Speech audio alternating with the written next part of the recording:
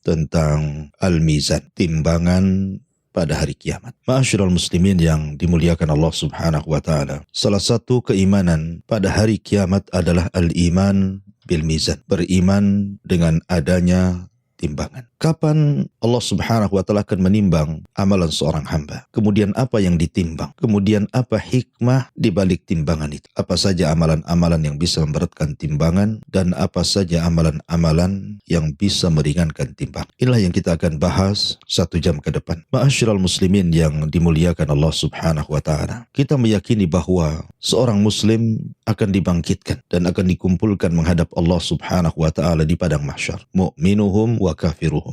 Tentunya juga bukan hanya mukmin, tapi orang-orang kafir juga sama. Dan semua manusia tidak lepas daripada hisab. Semua akan diperhitungkan di hadapan Allah Subhanahu wa taala. Ma'asyiral muslimin yang dimuliakan Allah Subhanahu wa taala. Akan tetapi hisab sendiri terbagi menjadi 2 macam. Ada orang yang dihisab dengan hisaban yasira. Fa amma man utiya kitabahu biyamini fa sawfa yuhasabu hisaban yasira. Ada orang yang dihisab itu dengan hisab yang mudah. Tetapi juga ada yang dihisab dengan hisab yang sangat sulit, tergantung amalan dia di dunia. Tetapi banyak juga manusia yang lepas daripada hisab. Sebagaimana hadis Nabi SAW yang masyhur, ketika Nabi SAW diperlihatkan umatnya ada 70.000 orang yang masuk surga tanpa hisab dan tanpa azab. Kemudian Nabi SAW menyebutkan sifat-sifatnya. Alladzina la yastarkun wa la yaqtawun wa la yatatayyarun wa ala rabbihim yatawakkalun. Orang-orang yang tidak minta diruqyah,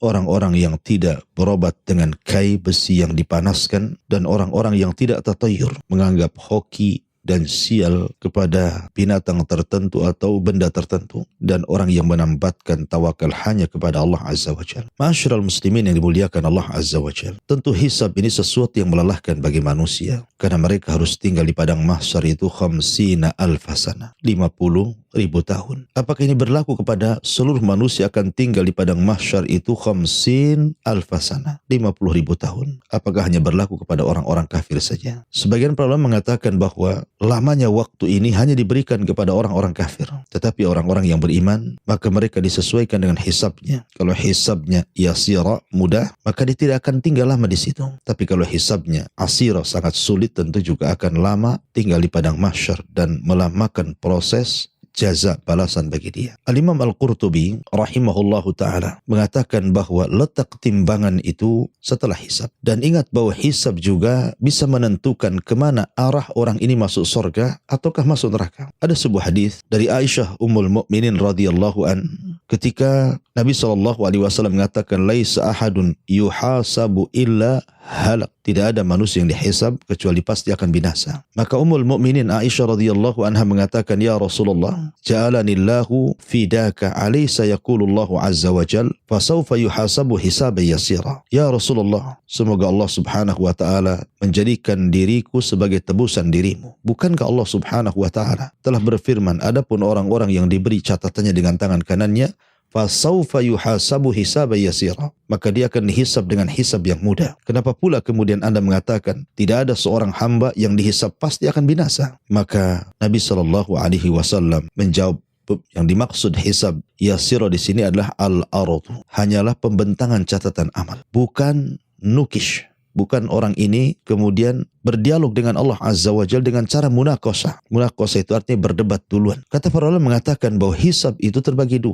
Ada hisabul ardi, dan inilah hisaban yasira. Ada hisab yang asir, yang sangat sulit apabila Allah Subhanahu wa taala bermunaqashah, berdebat dulu dengan hamba ini. Lah seorang yang beriman, mereka yang sudah ditentukan masuk surga, maka hisabnya adalah hisabul ardi. Apa hisabul ardi di sini? Maksudnya diingatkan akan nikmat-nikmat Allah, tapi tidak dituntut untuk bertanggung jawab akan nikmat itu. Sebagaimana Allah Subhanahu wa taala digambarkan dalam hadis Nabi sallallahu alaihi wasallam, "Innallaha subhanahu yakhlu yaumal qiyamati bi 'abdihil mu'min wa yukarriruhu bi dhunubihi fayaqulu qad satartuha 'alaika fid dunya wa ana aghfiruha lakal yaum." Kata Nabi sallallahu alaihi wasallam, sesungguhnya Allah Subhanahu wa taala akan memanggil hambanya seorang mukmin pada hari kiamat. Kemudian akan diingatkan akan dosa-dosanya, akan diingatkan tentang nikmat dan dosa-dosanya. Bukankah sudah kamu di dunia pernah melakukan ini dan itu? Maka hamba ini mengatakan, iya. Bukankah kau sudah melakukan ini? Kata mukmin ini, iya. Bukankah sudah melakukan itu? Kata mukmin ini, iya. Tetapi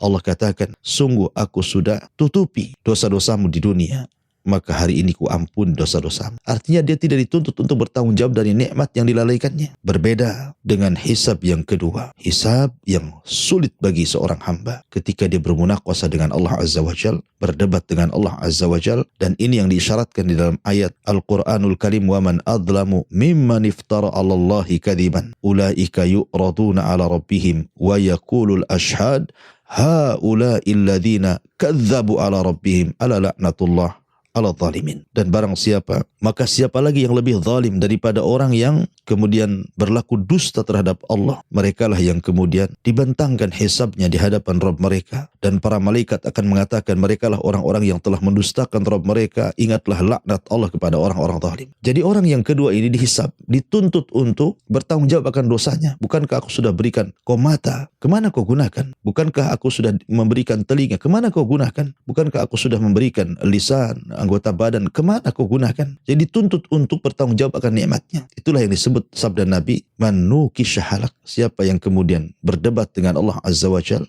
maka dia akan hancur. Ma'asyiral muslimin yang dimuliakan Allah Subhanahu wa taala. Sekali lagi bahwa setelah proses hisab ini yang melelahkan bagi kaum muslimin, terutama bagi hisabnya yang sangat sulit, maka setelah kemudian selesai hisab, maka ulama mengatakan barulah terjadi apa yang disebut dengan al-mizan. Inilah pembahasan kita, timbangan amal. Ma'asyiral muslimin yang dimuliakan Allah Azza wa Jalla. Di dalam Al-Quranul Karim, Allah Subhanahu wa taala berfirman, "Wa nada'ul mawazinal qista li yaumil qiyamah, fala tudlamu nafsun syai'a wa in kana mithqala habbatin min khardalin ataina biha wa kafa bina hasibin." Dan kami akan letakkan timbangan-timbangan keadilan pada hari kiamat. Ingat, timbangan ini besar, melebihi besarnya langit dan bumi. Karena dalam sebuah hadis Nabi SAW, ketika Musa SAW datang menghadap Rabbnya dan mengatakan, "Ya Rabb, alimni du'aan adhkuruka bika." Wahai Rabb, ajarkan kepadaku doa yang aku bisa berzikir dengan doa itu kepadamu. Maka Allah mengatakan, "Qul ya Musa la ilaha illallah." Wahai Musa, katakan la ilaha illallah. Maka Musa mengatakan, "Ya Rabb, kullun nas yaquluna hadha." Semua manusia mengucapkan kalimat ini, aku ingin yang lain. Tapi Allah mengatakan, "Qul ya Musa la ilaha illallah." Kenapa? Karena Allah mengatakan kepada Musa, seandainya langit dan bumi diletakkan di sebuah timbangan neraca, kemudian la ilaha illallah di timbangan di neraca satunya, malat bihinna la ilaha illallah. Tentu la ilaha illallah akan lebih berat dibandingkan dunia dan isinya, dan juga langit dan isinya. Menunjukkan bahwa timbangan itu besar, melebihi langit dan bumi, karena langit dan bumi pun akan ditimbang. Tentu timbangan harus lebih besar dibandingkan yang ditimbangnya. Dan ingat, timbangan ini adalah timbangan keadilan. Tidak ada yang dirugikan sama sekali. Tidak sebagaimana timbangan di dunia. Terkadang dikurangi, terkadang dilebihkan. Tapi timbangan di akhirat tidak akan dikurangi, tidak akan dilebihkan. Karena ini merupakan keadilan Allah Azza wa Jal. Wa nada'ul mawazinal qista di yaumil qiyamah. Dan kami akan letakkan timbangan-timbangan keadilan pada hari kiamat. Fala tudlamu nafsun syai'ah. Tidak ada satu jiwa pun yang dizalimi oleh Allah Azza wa Jal. Di mana? Wa in kana mithqala habbah. Walaupun hanya sebiji habbah darah min khardalin ataina biha, kami tetap akan menimbangnya. Wa kafa bina hasib. Cukuplah kami yang menghisabnya. Ma'asyiral muslimin yang dimuliakan Allah Subhanahu wa taala. Kemudian juga Allah Subhanahu wa taala berfirman tentang timbangan ini. Faman thaqulat mawazinu faulaika humul muflihun. Wa man khaffat mawazinu faulaika alladzina khasiru anfusahum fi jahannam khalidun. Adapun orang-orang yang berat timbangannya, maka mereka orang-orang yang beruntung. Adapun orang-orang yang ringan timbangan kebaikannya, maka mereka adalah orang-orang yang merugi dan mereka akan dimasukkan ke dalam jahannam dan dikekalkan di dalamnya. Ini juga dalil tentang penetapan adanya timbangan pada hari kiamat. Dan juga Allah mengatakan, fa amma man thaqulat mawazinu fa huwa fi 'ishatir radiyah wa amma man khaffat mawazinu fa ummuhu hawiyah Wa ma adraka ma hiya narun hamiyah. Barang siapa yang berat timbangan kebaikannya, maka dia akan diberikan kehidupan yang diridhoi oleh Allah. Tapi siapa yang ringan timbangan kebaikannya, maka dia akan dijebloskan ke dalam neraka hawiyah. Apa itu neraka hawiyah? Neraka yang sangat panas, kata Allah. Ini diantara dalil-dalil dari Al-Quran. Tetapi banyak sekali dalil-dalil yang tidak bisa disebutkan. Kemudian juga hadis dari Nabi SAW tentang penetapan adanya timbangan. Allah Subhanahu wa Ta'ala berfirman, Nabi SAW bersabda, kalimatani habibatani ila rahman, khafifatani ala lisan, sakilatani fil mizan, subhanallah wa bihamdihi, subhanallahil azim. Dua kalimat dicintai Ar-Rahman, berat dalam timbangan, dan sangat ringan di lisan, subhanallah wa bihamdihi, subhanallahil azim. Maka siapa yang memperbanyak doa subhanallah atau zikir subhanallah bihamdi subhanallahil azim, maka dia sedang memberatkan timbangannya. Karena Rasul mengatakan khafifatani alal lisan, sakilatani fil mizan. Dua kalimat yang ringan tapi memberatkan timbang. Jadi ada timbangan. Kemudian juga Nabi SAW mengatakan at-tuhuru syatrul iman walhamdulillah tamla'ul mizan. Kalimat subhanallah separuh daripada keimanan. At-tuhur maksudnya kebersihan itu separuh daripada keimanan. Dan kalimat alhamdulillah memenuhi dan memberatkan timbangan. Ini dari Nabi SAW juga menunjukkan adanya timbangan. Termasuk juga hadis Anas bin Malik radhiyallahu anhu ketika dia datang kepada Rasul meminta syafaat dan mengatakan, ya Rasulullah, atlub minka syafa'ah. Aku menghendaki darimu agar engkau berikan syafaat padaku pada hari kiamat. Maka Rasul mengatakan, af'al ya Anas, saya akan lakukan untukmu hai Anas. Ya, karena Anas sudah berjasa kepada Rasul, membantu Rasul SAW selama 10 tahun sampai wafatnya Nabi. Kemudian Anas bin Malik radhiyallahu anhu mengatakan, ya Rasulullah, fa aina atlubuka? Kalau begitu, di mana ku cari dirimu kelak pada hari kiamat? Maka Nabi SAW mengatakan, tajiduni indal mawazin. Salah satunya adalah temui aku di tempat penimbangan amal. Menunjukkan bahwa adanya timbangan pada hari kiamat. Ma'asyiral muslimin yang dimuliakan Allah Azza wa Jalla. Tadi saya sudah katakan bahwa waktu penimbangan pada hari kiamat itu adalah setelah hisab. Sebagaimana dinyatakan oleh Imam Qurtubi rahimahullahu ta'ala, idzan qadal hisab kana ba'dahu waznul amal. Apabila selesai proses hisab, maka setelahnya adalah tinggal penimbangan amal. Dan juga dikatakan innal wazna ba'dal hisab, sungguhnya timbangan itu setelah proses hisab. Jadi dihisab dulu manusia, baru kemudian akan ditimbang amal mereka. Lalu apa saja yang ditimbang pada timbangan itu? Sebagian para ulama mengatakan innal ladzi yuzanu fi dzalikal yaum al-a'malu nafsuha wa annaha tujsamu wa tudau fil mizan. Sebagian para ulama mengatakan bahwa yang ditimbang pada hari kiamat itu artinya adalah amal itu sendiri, dan amal itu akan dibentuk sebagai jism, akan dibentuk, ada jasadnya, kemudian ditimbang. Jadi amalan itu akan dibentuk menjadi jasad dan akan ditimbang. Ma'asyiral muslimin yang dimuliakan Allah Subhanahu wa Ta'ala. Sebagian ulama juga mengatakan bahwa 3 perkara yang akan ditimbang. Pertama, orangnya, yang kedua amalnya, dan yang ketiga catatannya. Tapi Anda harus paham bahwa ketika saya katakan bahwa orangnya pun ikut ditimbang, Anda harus bedakan antara timbangan di dunia dengan timbangan di akhirat. Kalau timbangan di dunia manusia itu kemudian ditimbang, tentu yang besar, yang gemuk akan lebih berat dibandingkan yang kecil dan yang kurus dan yang krempeng. Tapi bukan itu barometer di akhirat timbangan. Bukan karena badan besar atau badan kecil sehingga timbangan itu memberat atau meringan. Bukan. Karena nanti pada hari kiamat akan didatangkan orang yang paling gemuk di bumi, didatangkan di hadapan Allah, kemudian ditimbang. Rupanya beratnya tidak sampai melebihi sayap seekor nyamuk. Tapi ada orang yang ditimbang oleh Allah, badannya kecil. Seperti kisah Abdullah bin Mas'ud radhiyallahu an, ketika dia naik pohon kurma, datang angin menyingkap pakaiannya, terlihat kedua betisnya seolah-olah hanya daging yang dibalut kulit, daging yang dibalut tulang. Saking kurusnya Abdullah bin Mas'ud radhiyallahu an. Sahabat pun mentertawakan Abdullah bin Mas'ud. Karena apa? Diqqati syaqqaihi. Karena kurusnya betis Abdullah bin Mas'ud ini. Semua sahabat tertawa. Maka Nabi SAW mengatakan, jangan kalian tertawakan kedua betis Abdullah ibn Mas'ud. Sebab kalau seandainya kedua betis itu ditimbang di hadapan Allah, masih lebih berat dibandingkan gunung Uhud. Menunjukkan bahwa bukan itu timbang. Dan berbeda mikyas aturan timbangan dunia dengan akhirat. Karena yang ditimbang itu bukan hanya manusianya, tetapi amalannya dan juga catatannya. Dan itulah yang menentukan berat dan tidaknya sebuah timbangan. Ma'asyiral muslimin yang dimuliakan Allah Azza wa Jalla. Lalu apa hikmahnya? Kenapa Allah Subhanahu wa Ta'ala membuat timbangan amal bagi hamba-hambanya pada hari kiamat? Yang pertama, zuhur athari asma'illahi wa sifatih, untuk menampakkan pengaruh-pengaruh nama-nama Allah dan pengaruh sifat-sifat Allah Subhanahu wa Ta'ala. Fallahul alimul khabir al-muhsi bahwa Allah subhanahu wa ta'ala zat yang maha alim dan maha menyingkap segalanya. Sehingga ketika manusia ditimbang, tidak ada yang terselubung tersembunyi bagi Allah subhanahu wa ta'ala. Dan itu menunjukkan tentang nampaknya pengaruh daripada nama dan sifat bagi Allah, di mana Allah itu alim, mengetahui segalanya. Maka dengan timbangan itu baru hamba mengetahui ternyata amalan baiknya lebih berat ataukah amalan buruknya yang lebih berat. Kemudian yang kedua, bayanu qudratihi ta'ala. Bahwa dengan adanya timbangan ini menjelaskan tentang kemampuan Allah untuk menghisab makhluknya. Kemampuan Allah untuk menghisab makhluknya, di mana baik kecil ataupun besar tetap ada nilainya. Makanya Allah mengatakan, faman ya'mal mithqala dzarratin khairan yara wa man ya'mal mithqala dzarratin syarran yara. Apa itu dzarrah? Dzarrah itu kalau Anda sedang dalam rumah, kemudian datang cahaya matahari lewat jendela, kemudian Anda buka jendela itu, kemudian Anda melihat ada debu yang berterbangan di antara cahaya-cahaya matahari itu. Itu disebut dzarrah. Barang siapa yang beramal sebiji dzarrah itu, tetap Allah akan balas. Jika kebaikan, Allah balas kebaikan.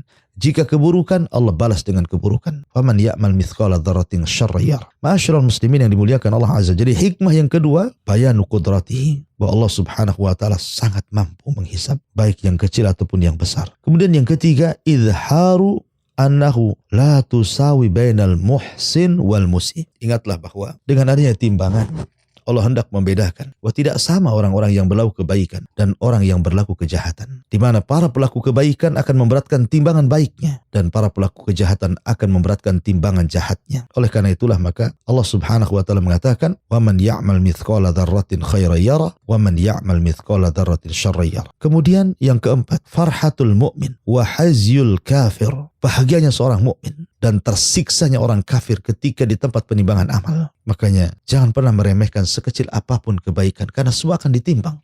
Rasul mengatakan, la tahqiranna minal ma'rufi syai'an walau an talqa wajhaka li akhika biwajhin talqin. Jangan kau remehkan sekecil apapun kebaikan, walaupun hanya melemparkan senyum kepada saudaramu. Boleh jadi lemparan senyum inilah yang menjadikan pembuka pintu surga bagi kita. Karena semua akan ada balasannya, semua ada hisabnya, semua ada timbangannya. Kemudian yang kelima, yang keenam, iqamatul mawazin fiha iqamatul hujjah. Bahwa dengan ditegakkannya timbangan-timbangan itu, sebenarnya hakikatnya Allah sedang menegakkan hujjah kepada kita. Siapa yang pantas masuk surga dan siapa yang tidak pantas masuk surga alias masuk neraka. Ma'asyiral muslimin yang dimuliakan Allah Azza wa Jalla. Adapun amalan-amalan yang harus Anda hindari. Sebab kalau Anda lakukan amalan-amalan ini sangat mempengaruhi berat dan timbanya sebuah timbangan. Pertama, riya. Nabi SAW mengatakan, inna akhwafa ma akhafu alaikum syirkul asghar. Sesungguhnya yang paling aku khawatirkan menimpa kalian adalah syirik kecil. Kila, dikatakan, apa itu syirik kecil wahai Rasul? Maka Rasul mengatakan, ar-riya. Anda beramal ingin dipandang manusia. Kemudian Nabi SAW membacakan sebuah hadis qudsi, yaqulullahu azza wa jalla lahum yaumal qiyamah idza khujizan nasu bi'amalihim idhabu ila alladhina kuntum tarauna fid dunya. Tarauna fid dunya. Allah berfirman pada hari kiamat, apabila manusia dibalas dengan amal-amal mereka, maka Allah perintahkan, pergilah kepada orang-orang yang ketika di dunia kau meminta pujian dari mereka. Pergi kepada mereka, ya.